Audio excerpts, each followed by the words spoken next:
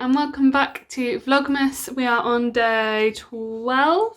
Yeah, and Phoebe's just down here on my left and she's having a bit of a chat, so sorry if you can hear her.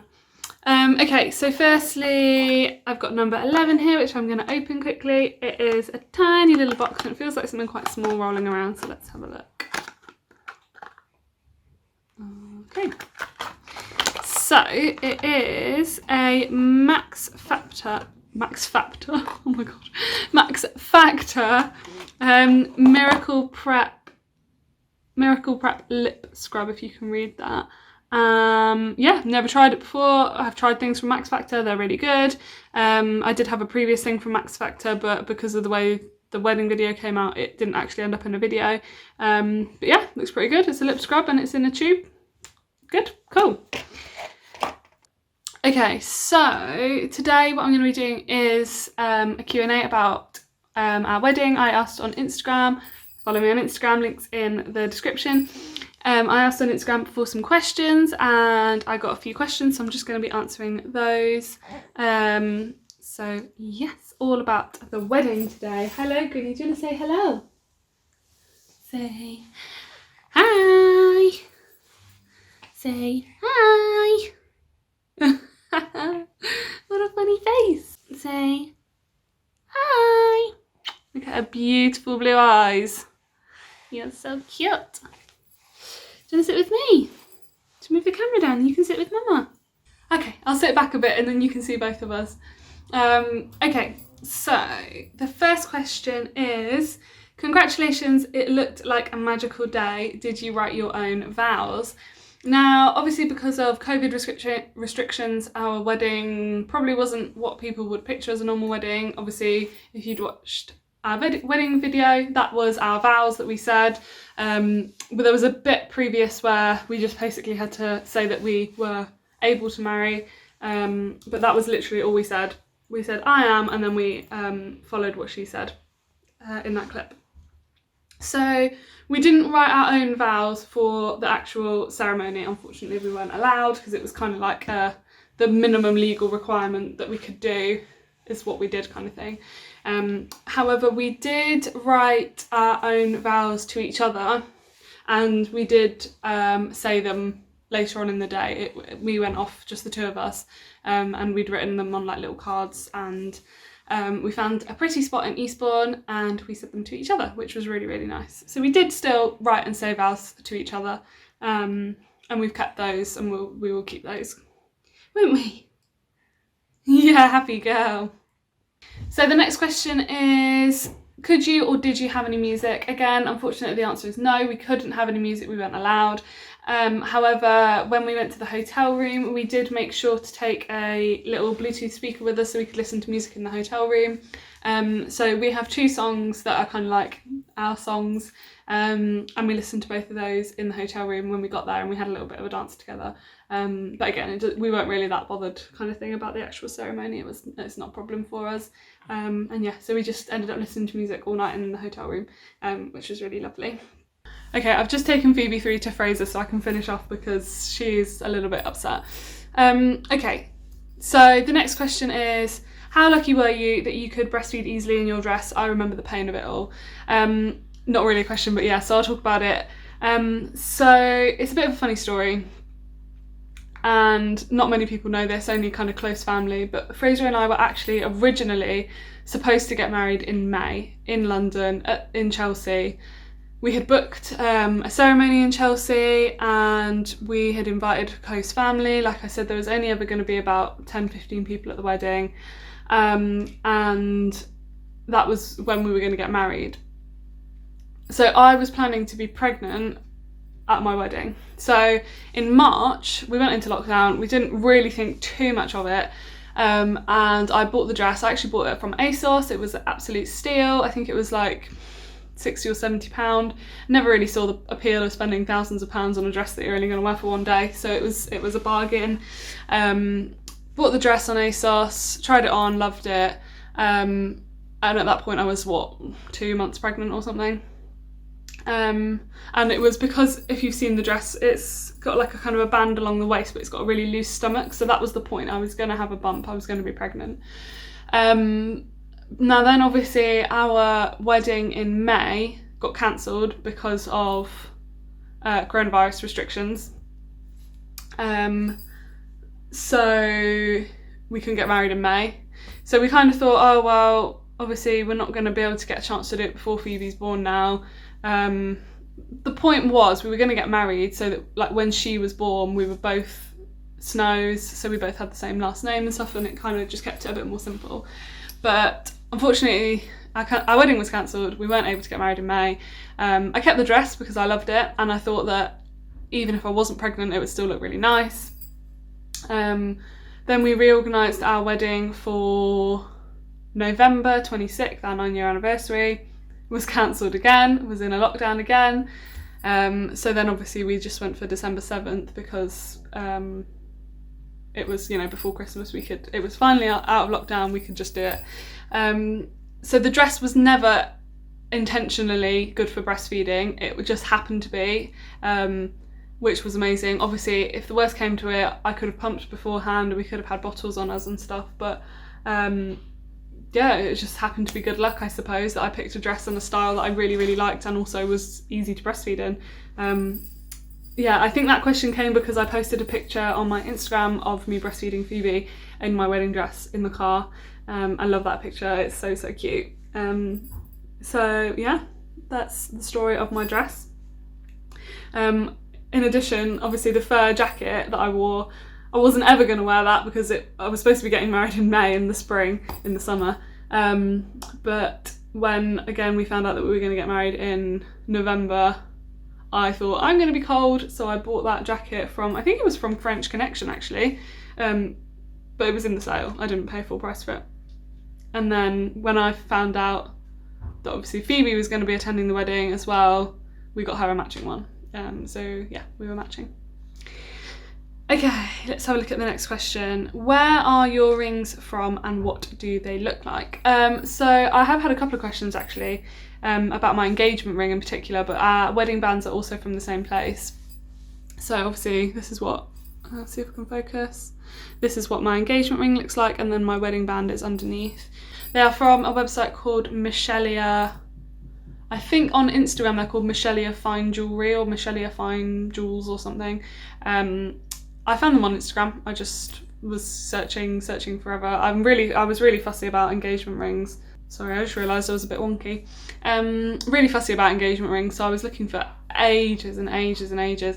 And also, it wasn't kind of like a standard proposal. Like we chose the rings together and stuff. Fraser didn't choose the rings. Yeah, we were looking for ages for engagement rings. We found this website. She's a lovely lady called Michelle, based in, I think it's Washington State in America.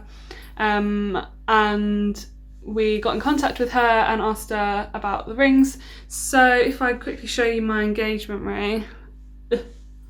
So let's see if I can focus. This is my engagement ring. It's like kind of flower based. That's where she took this design kind of inspiration from. It's called the Evanth ring, and it has got, if you can see these tiny little gems here on the sides, it's got diamonds. So it's 1, 2, I think there's 8 diamonds. So in the bits here as well, sorry, it's kind of hard to focus. But the big stone in the middle is a moonstone. Hence why it's kind of clear, but at times it kind of catches the light and it's a bit blue and a bit pink. So it's a moonstone. So that's my engagement ring. Oh, and it's platinum. So I've always worn silver jewellery and I wanted to keep with that theme, but we wanted something a bit stronger. So yeah, the ring is actually platinum itself. The wedding bands are the same. They're platinum, and they, from the outside, see if it will focus. From the outside they look completely plain, but on the inside, now I'm gonna have to try and show you. Let's see if you'll be able to see it. So I don't know if you can see, but just right here, there's a little gem and it looks completely clear, but it's another moonstone. And Fraser's got the same. So on the inside of the band, there's a moonstone. And then opposite the moonstone, which if you watch the wedding video, I was like, look in the ring.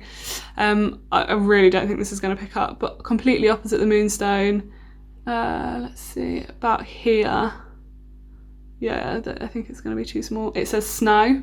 So we had them engraved with the word snow. Originally, when we asked for engravings, we were like, oh, we could get the date of our wedding. Good thing we didn't, because it's been cancelled twice, so the date would have been completely wrong.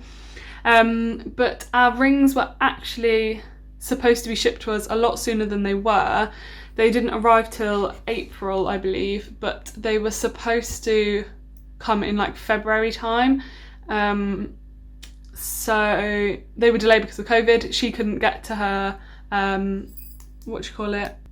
she couldn't get to her engraver because of COVID, so the rings were delayed coming from America, hence why my like ring picture on Instagram where I first wearing my engagement ring is like, I think it's like Easter time, but actually I was supposed to receive my engagement ring in like February. We were supposed to be like engaged for a bit longer, but yeah. So those were our rings from, platinum, moonstone. We chose them together. We agreed we were going to get married together. So there wasn't really like a proposal as such.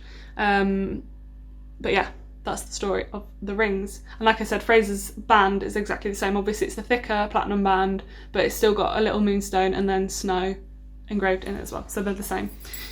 Okay, next question was, how was Phoebe on the day? And she was an absolute trooper. Like, we were obviously kind of going from one place to the other. So we started off at Crowlink where you saw the first look. Then we went to Berlin Gap where you saw the umbrella photos because it had started raining. Then we went to the actual ceremony, and then we went for some more photographs, and then we went for the dinner. Like, it was just one of those days where you just kept going to different things. And obviously we got some family photos with her in them, and we got her out of the car seat and had a bit of a cuddle with her in the restaurant as well. But aside from that, she pretty much slept the whole day, which was amazing, in the sling or in the car seat. And I have reports, obviously we went back to the hotel, so she stayed at my mum and Becky's, but we had reports that she slept really well that evening as well, that night. So yeah, she was a really, really good girl. She wasn't difficult at all. She didn't cause a fuss at all. So yeah, she was really good. Next question is, I love the red. What made you choose red as your theme? I don't know. We didn't kind of actively choose it. It was more, it's kind of funny. It was more that I was looking for a dress that I liked for Phoebe. Now, finding dresses, like formal dresses for babies, and I don't mean like toddlers, for actual babies, is really, really difficult. I looked for ages and I couldn't find what I wanted anywhere. So eventually I found this dress on John Lewis, and I really liked it. I did really like it, but it could have been any colour, if that makes sense. It could have been like blue, or it could have even been like green, it could have been pink, it could have been any colour. But it was more like the dress itself that I liked. So obviously it was like a deep red velvet kind of colour. Now it was also happened to be convenient because it kind of just fell into place. It happened to be convenient because obviously we were having a winter wedding, kind of turned into almost a Christmassy wedding. So that also worked with the theme. Fraser's suit, at the time he bought a suit online.